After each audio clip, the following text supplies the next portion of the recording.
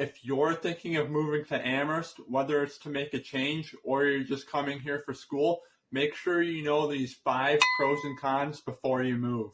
Hey everyone, I hope you're having a great week so far. I'm Sebastian Roy, a Massachusetts resident and realtor, and today we're talking about 5 pros and cons of living in Amherst, Massachusetts. And if you still have questions after watching this video, feel free to give me a call, text, or email because I focus on helping those who are relocating to or from Mass, and I'll be glad to give you some more insight. Alright, so let's get right into it with pro number 1 of living in Amherst, which is education, of course. UMass Amherst is by far the most popular university in Western Mass, but it is just one of the 5 colleges nearby that make up the 5-college consortium. The other 4 are Amherst College, Hampshire College, Mount Holyoke College, and Smith College, which all combined have a total student count of roughly 40,000. UMass Amherst is one of the top colleges in the nation, and Massachusetts as a whole ranks at the top of the list for education. Because of the large student population, Amherst has a pretty thriving downtown with lots of social events and a strong nightlife, which brings us to pro number 2 of living in Amherst.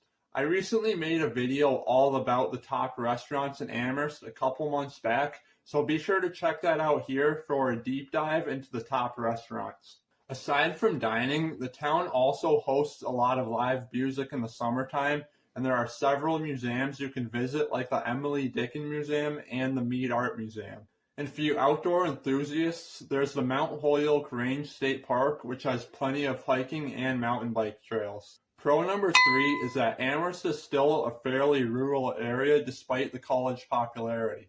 As we just talked about, downtown Amherst gets pretty busy with many small businesses, but there is also plenty of farmland and quiet side streets if you want more space and peace to yourself. And one of the best advantages of Amherst is that even though it's a lot of country parts, you're still within a half hour or so to the Hadley Mall, where there's even more restaurants and stores. The 4th pro of living in Amherst is that its housing costs are below the state average. Over the last 3 months, the median rent in Amherst was $2,100 per month, which is 30% below the state's median of $3,000 per month. And the median sales price of single-family homes in Amherst was $507,000, which is about 15% below the state median of $599,000. And what's the most interesting is that Amherst's home prices are actually quite high for Western Mass, so if you're okay with living in the surrounding towns, you can find even cheaper priced homes in other parts of Western Mass. For a list of 10 of the most affordable places to live in Massachusetts, you can watch my video here. And the final pro of living in Amherst is the amount of employment opportunities.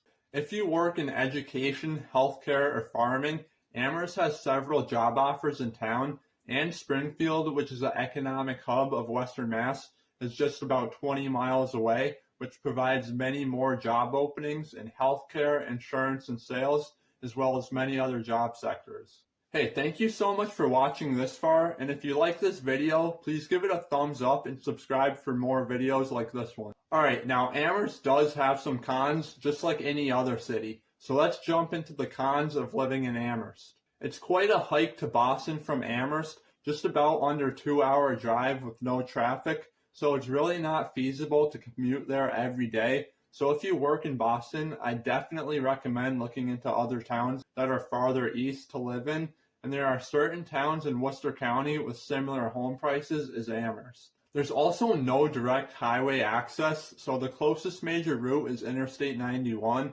which you could get on in Northampton or Holyoke, so it's about a 20 to 30 minute drive.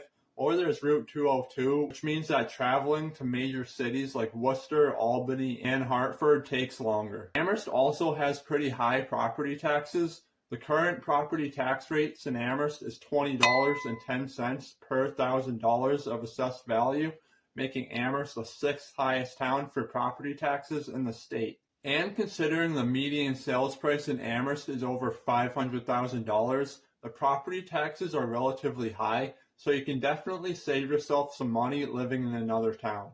Con number 3 of living in Amherst is that we have cold winters here. Now, you may be sick of hearing me talk repeatedly about the cold winters here in New England, but if you haven't experienced one yet, you're maybe in for a shock.